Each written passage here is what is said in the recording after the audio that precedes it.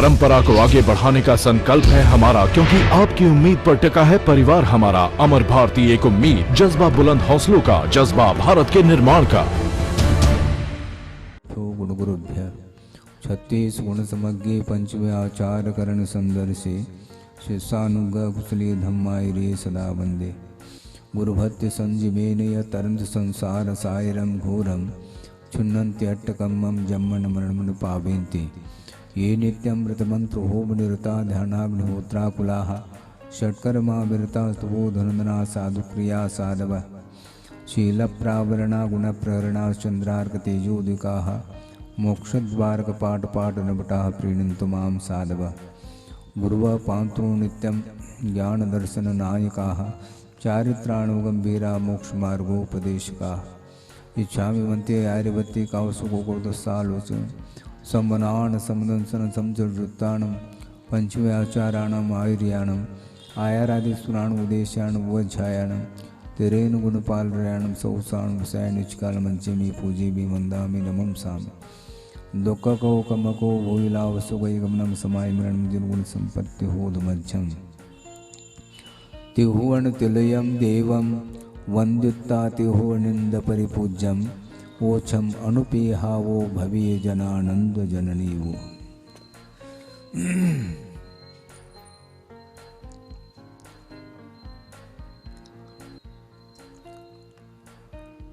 संसार अनुप्रेक्षा के विषय में काफ़ी गाथाएं हो चुकी हैं। अभी भी संसार तो बना रहता है, लेकिन चिंतन भी निरंतर चल रहा है। 5 प्रकार का संसार यहाँ पर उल्लेख कर रहे हैं आचार्य। संसारो पंचविहो दव्ये खेते तहेव कालेय भव भमनोय चौथो पंचमवो भाव संसारो। 5 प्रकार का संसार। संसार का अर्थ संक्षेप में ये है संसरणम परिवर्तनम इत्यर्थः। परिवर्तन का नाम संसार है। थोड़ा सा हम विचार कर लें। परिवर्तन का नाम संसार है तो मुक्त अवस्था में क्या परिवर्तन नहीं है क्या वस्तु में? मुक्त अवस्था में भी, क्योंकि वहां पर भी द्रव्य विद्यमान है। जीव द्रव्य का अभाव कभी भी नहीं होता, चाहे वह अशुद्ध दशा में रहे अथवा शुद्ध अवस्था में रहे, द्रव्य हमेशा बना रहता है। उसी को वस्तु बोलते हैं, पदार्थ बोलते हैं। ऐसी स्थिति में जिस प्रकार यहाँ पर अशुद्ध अवस्था में परिवर्तन निरंतर हो रहा है कर्म के उदय की अपेक्षा को लेकर के, उसी प्रकार वहाँ पर भी परिवर्तन होगा क्या नहीं होगा, ये प्रश्न सामने आता है। तो उस परिवर्तन को संसार या संज्ञा इसलिए नहीं दी गई है क्योंकि द्रव्य का परिणमन होता है। परिवर्तन कहो परिणमन कहो बात एक ही है, किंतु यहाँ पर कर्म के अधीन जो परिवर्तन होता है उस प्रकार का परिवर्तन वहाँ पर नहीं होता, किंतु परिवर्तन हुए बिना द्रव्य रहता भी नहीं। द्रव्य में जो परिवर्तन आता है वह अभाव के रूप में नहीं आता, किंतु अवस्था परिवर्तित होती चली जाती है, उसका नाम परिवर्तन है। एक बार कर्म का जब क्षय हो जाता है उस समय वह शुद्ध रूप में परिणमन करना प्रारंभ करता है वह जीव। इसलिए उसकी जो अवस्था रहेगी वह सिद्ध अवस्था मानी गई है। अब उसमें भी प्रति समय सिद्ध अवस्था तो कायम रहेगी, साधी अनंत पर्याय उसको घोषित किया है आचार्यों ने। साधी इसलिए कहा है उस सिद्ध अवस्था को क्योंकि अशुद्ध अवस्था का अभाव होने के उपरांत उस सिद्धत्व की उपलब्धि हुई है, इसलिए उसकी आदि मानी गई है, किंतु उसका अंत नहीं हो सकता, इस अपेक्षा से उसको अनंत बोला है। इस प्रकार सादी अनंत अवस्था रूप जो परिणति है वह सिद्धत्व दशा को लेकर के परिणति मानी जाती है जीव की। वहां पर भी प्रति समय परिणमन हो रहा है। किस रूप में परिणमन होगा? पर्याय तो हमेशा बनी रहेगी सिद्ध अवस्था, किंतु प्रति समय काल द्रव्य के माध्यम से उसमें परिणमन होगा, नए पुराने रूप परिणति उसमें भी बनती है, जिसको आचार्यों ने अर्थ पर्याय यह संज्ञा दी है। क्या संज्ञा दी है? इसको अर्थ पर्याय बोलते हैं। एक समय वर्तना ये पर्यायाः तेतु अर्थ पर्यायाः। जो एक समय वर्ती जो पर्याय अवस्था होती है उसका नाम अर्थ पर्याय है। जिस समय सिद्धत्व की उपलब्धि हुई उस समय जो अनंत सुख का उन्होंने संवेदन किया है, उसी प्रकार अनंतर समय में भी संवेदन वो करेंगे। संवेदन में अंतर आता है क्या महाराज? ये आप पूछ सकते हैं। अनंत सुख का प्रथम समय में जो संवेदन सिद्ध परमेष्टि ने किया, क्या वह अनंत काल तक वह संवेदन उन्हें जो होगा अनंत सुख का, उसमें कुछ अंतर को लेकर के होता है? क्या वही होता है? समझ रहे क्या नहीं? प्रथम समय में जो उन्होंने अनंत सुख का संवेदन उन्हें हुआ है, जो अतीन्द्रिय सुख माना जाता है, वह अनंतर समय में उतनी ही मात्रा में उसी क्वालिटी का करता है वह संवेदन, क्या कुछ भिन्न क्वालिटी का संवेदन करता है? भिन्न तो नहीं कर सकता। समय के अपेक्षा से नव नवीन पर्याय की उत्पत्ति होना अलग वस्तु, किंतु पूर्व समय में जो उन्होंने संवेदन किया है वही संवेदन उसी प्रकार का, उसी क्वालिटी का, उतनी ही मात्रा को लेकर के वे संवेदन करते हैं अनंतर समय में भी। यदि इस प्रकार नहीं मानेंगे तो बाधा ये आती है, यदि मान लो पूर्व समय में उन्होंने जो संवेदन किया है और अनंतर समय में उत्तरवर्ती समय में जो वो संवेदन कर रहे हैं, यदि उससे अधिक रूप में, उससे क्वालिटी के अपेक्षा से और उच्च क्वालिटी का संवेदन यदि करते हैं, ऐसा मान लिया जाए तो बाधा आती है। बाधा ये आती है, प्रथम समय में जो संवेदन हुआ, अनंतर समय में जो संवेदन हो रहा था, उसको किसने रोका है फिर? क्योंकि रोकने वाला कोई कर्म है नहीं। स्वभाव की उपलब्धि जब हो चुकी है और स्वभाव अनंतात्मक होता है, उसमें कभी भी अशुद्धता नहीं रहेगी। पूर्ण रूप से वह शुद्धत्व को प्राप्त हो चुका है, उसमें अब कोई भी कर्मजन्य कालिमा रही नहीं। तो ऐसी स्थिति में उत्तरोत्तर जो भी उन्हें संवेदन होगा वह एक ही क्वालिटी का होगा। फिर महाराज नवीनता है क्या? नहीं, सुख में नवीनता नहीं, काल के अपेक्षा से नवीनता आप कह सकते हैं, क्योंकि काल के माध्यम से उस पर्याय में परिणमन हो चुका है या उस द्रव्य में परिणमन हो चुका है। इस दृष्टि से उसमें नवीनता पाई जाती है, किंतु संवेदन जो होगा, वर्तमान में जो संवेदन होगा, उसमें कोई भी अंतर नजर नहीं आता। इस अपेक्षा से वहां पर भी परिवर्तन प्रत्येक समय हो रहा है, किंतु उस परिवर्तन को संसारीय संज्ञा नहीं दी गई है। यहाँ पर संसार में भी परिवर्तन का नाम ही संसार है, तो वहां पर भी संसार कह दे नहीं। कर्म के अधीनता को लेकर के जो परिवर्तन होता है उसी का नाम संसार है, ऐसा आचार्यों ने कहा है।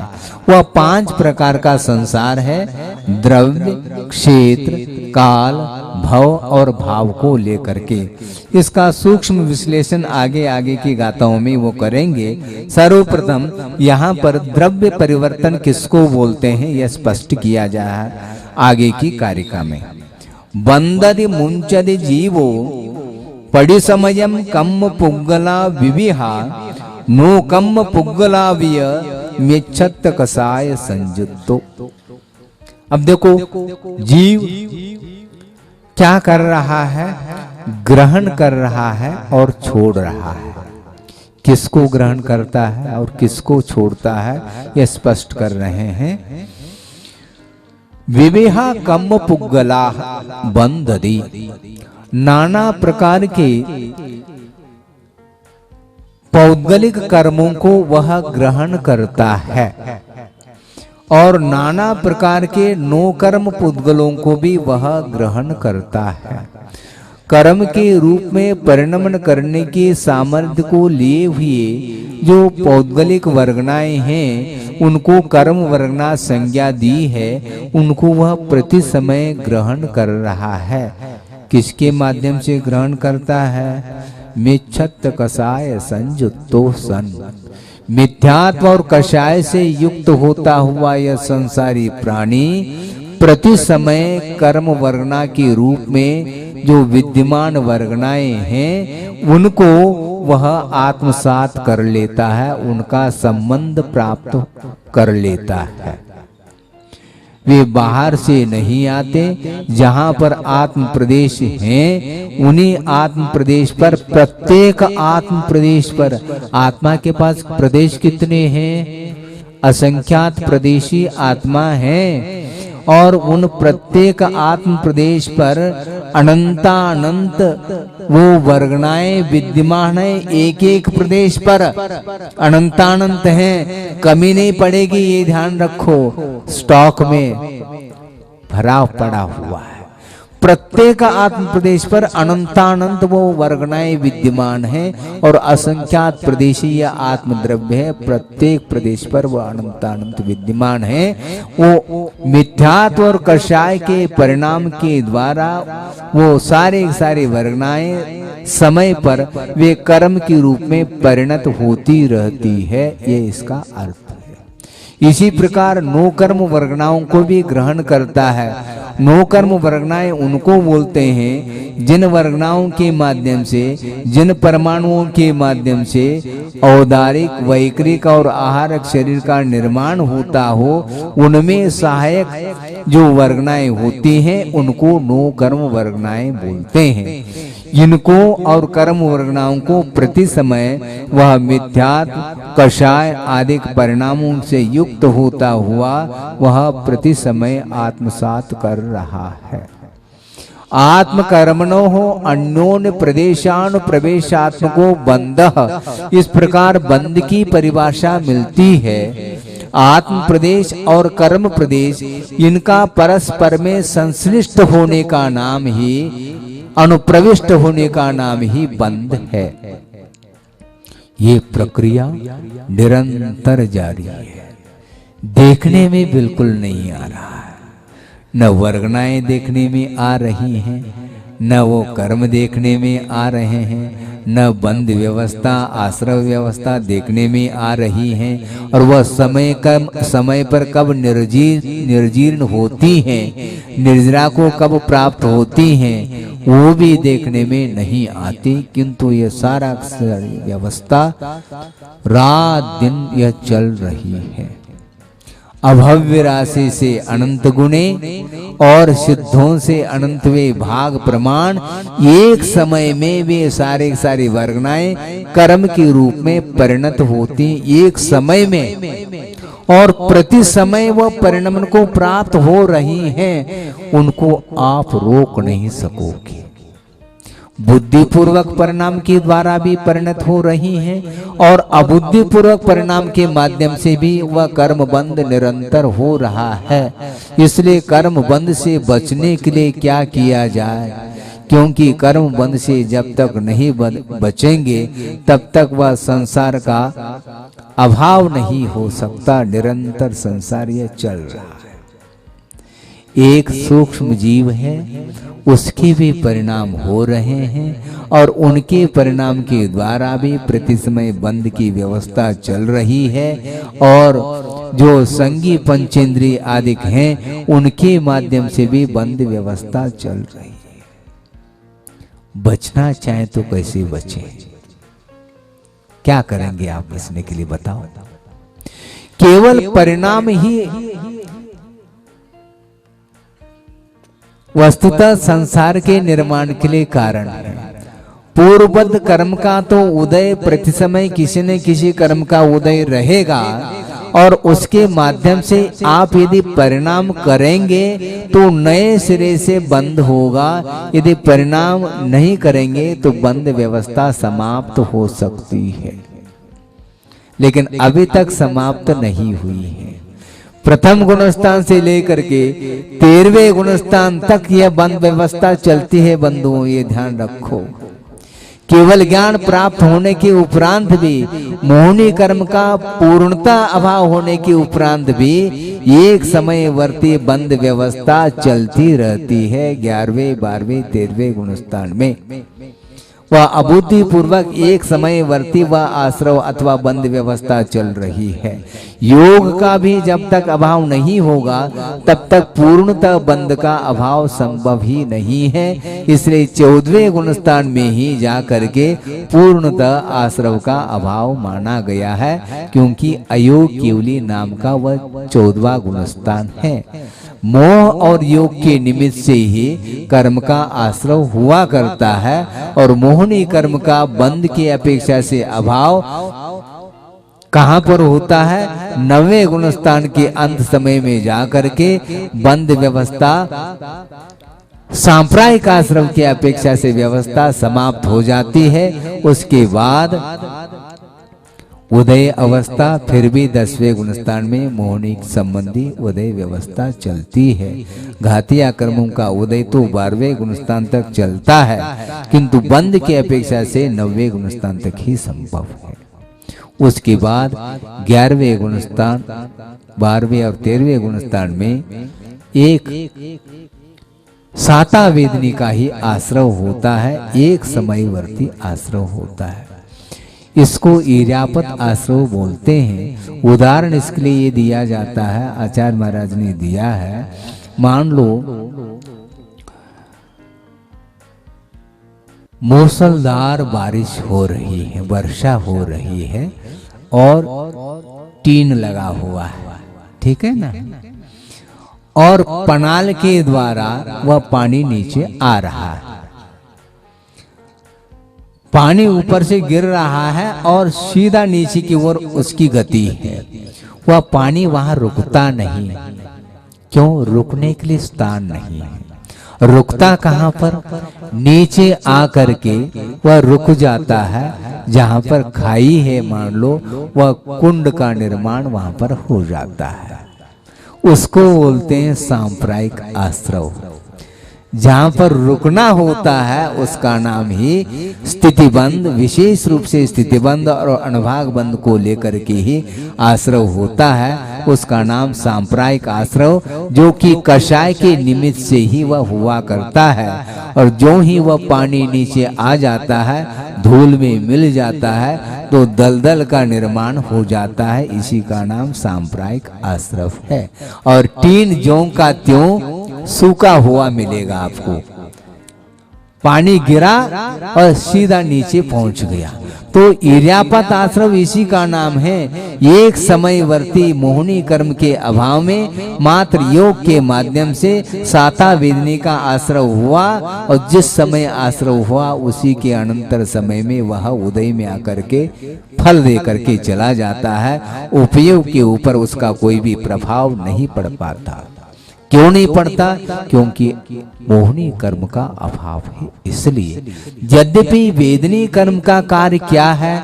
सुख और दुख का अनुभव कराना, संवेदन कराना, सुख दुख रूप आकुलता पैदा कराना, ये वेदनी कर्म का ही कार्य है। किंतु मोहनी कर्म का यदि सद्भाव नहीं है तो वह आकुलता पैदा करने रूप कार्य वह नहीं कर सकता वेदनी कर्म। इसलिए आचार्य कहते हैं मोहस्य बलेन घातदे जीवम। वेदनी कर्म जीव का घात करता है किंतु मोहनी कर्म के बल से घात करता है। इसलिए उसको अघातिया होकर के भी उसको घातिया के समान स्वीकार किया है। वेदनी कर्म के उदय से यद्यपि 13वें गुणस्थान में भी 11 प्रकार के परिचय होते हैं। आया क्या नहीं सूत्र? क्या आया है?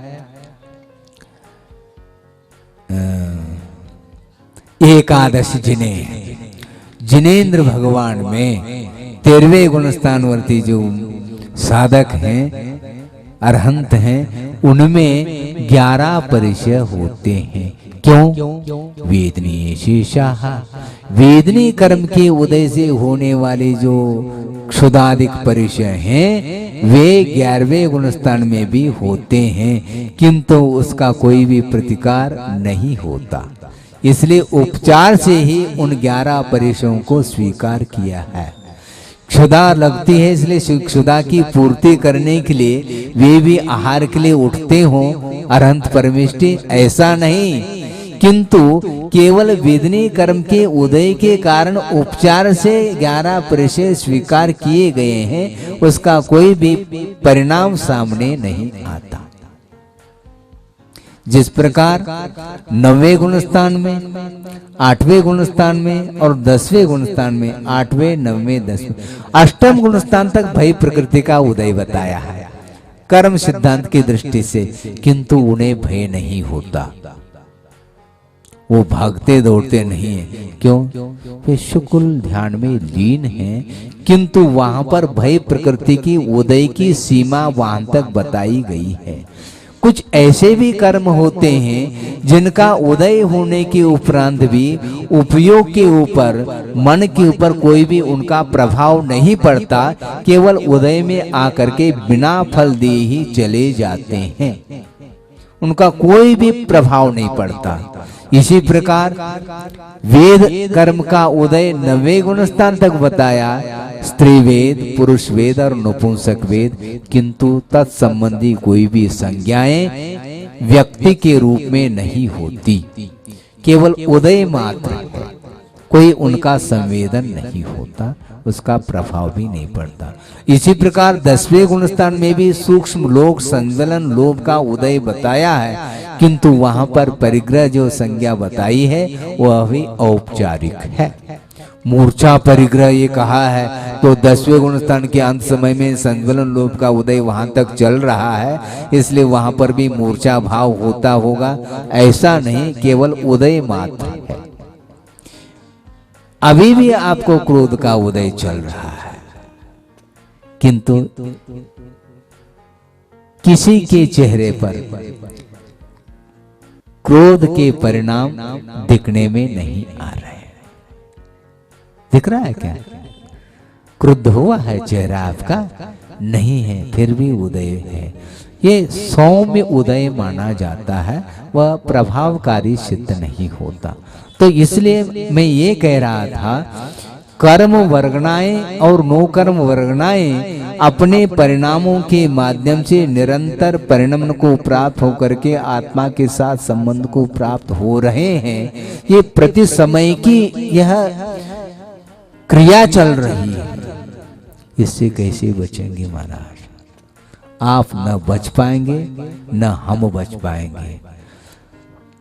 फिर बचने का क्या उपक्रम है, क्या उपाय है? तो बुद्धि पूर्वक जो कुछ भी परिणाम होते हैं उन परिणामों को ही हम पुरुषार्थ के बल पर उनसे हम बच सकते हैं, और कोई भी बचने की यहाँ पर व्यवस्था है नहीं। वह 13वें गुणस्थान तक वह बंद की व्यवस्था चलती रहेगी।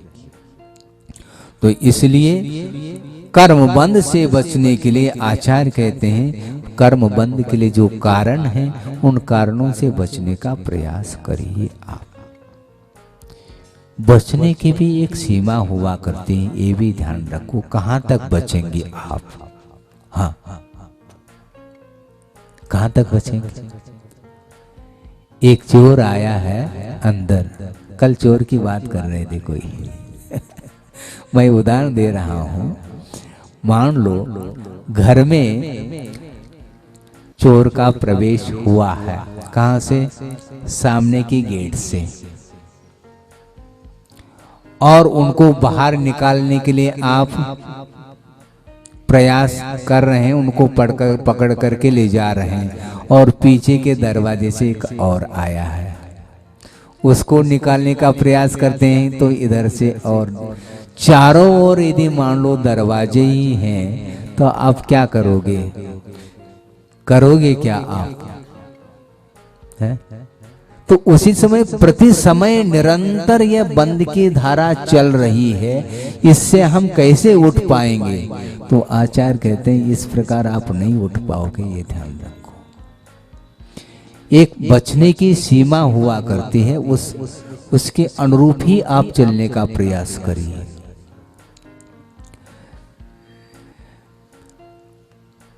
गुरुदेव कहते हैं कर्म से बचना चाहो तो नो कर्म से बचो, क्योंकि नो कर्म इन्हें कर्म को फल देने में जो सहयोग प्रदान करता है, निमित्त के रूप में उपस्थित रहता है, वह नो कर्म माना जाता है। उससे तो बचा जा सकता है अपने अपने क्षमता शक्ति के अनुरूप, और बचना चाहिए।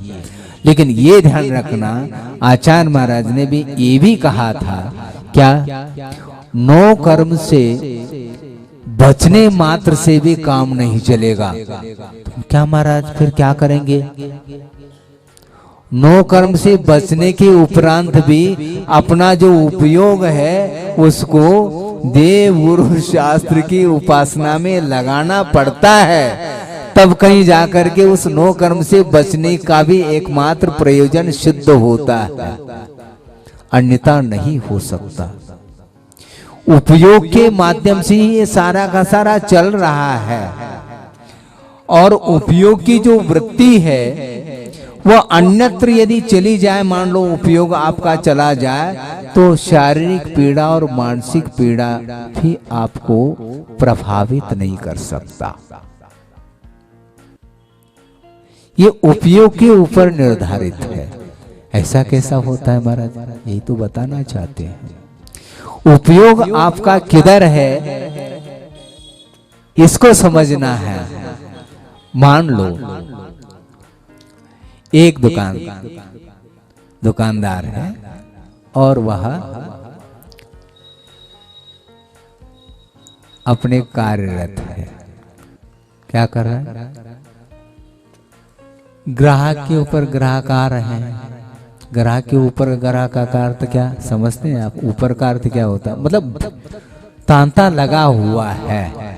हाँ, ग्राहक के ऊपर ग्राहक कोई चढ़ नहीं रहा, किंतु ग्राहकों की तांता एक लाइन लगी हुई है, आपके लिए फुर्सत नहीं है उससे, और अच्छे अच्छे ग्राहक आ रहे हैं और सौदा होती चली जा रही है। उस समय मान लो आपको भूख लगी है, तो आप क्या महसूस करते हैं?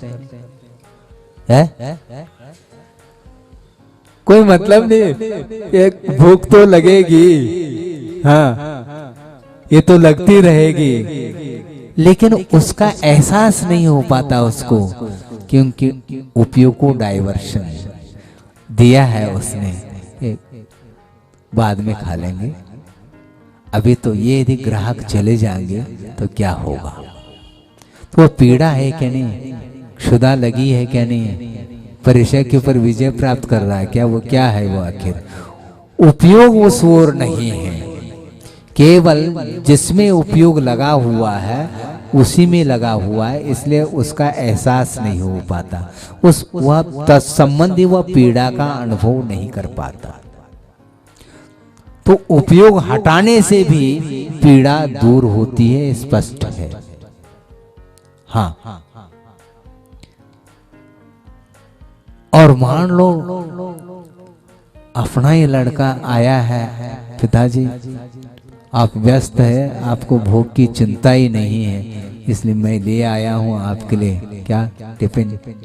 हाँ आप भोजन कर लीजिए समय पर। नहीं अभी नहीं, अभी नहीं, रख लो यहीं पर, हम बाद में देख लेंगे। वो पीड़ा कहाँ चली गई? वो पीड़ा न क्षुधा की पीड़ा न तृषा की पीड़ा। और इतने में ही एक दूसरी वार्ता सुनने में आ गई। जो टिफिन रख करके गया है घर और रास्ते में एक्सीडेंट हो गया। अब फोन आ गया, भयानक स्थिति है। अब वहीं के वहीं छोड़ करके वो चला जा रहा है। अब सौदा को लेकर के जो आनंद आ रहा था वो आनंद कहाँ चला गया? भूख लगी थी, वो भूख भी गई सौदा के कारण। वह पीड़ा समाप्त और वह आनंद का अनुभव कर रहा था। और अगले पल में पुनः दुखद वार्ता सुनने में आ जाती है, तो पुनः वह सुख का वह आनंद छूट गया उसका। ये सब क्या है? ये उपयोग की परिणति इसी को बोलते हैं। नो कर्म का अभाव होने के उपरांत भी दुख और सुख का जो संवेदन होता है वो उपयोग के बल पर होता है।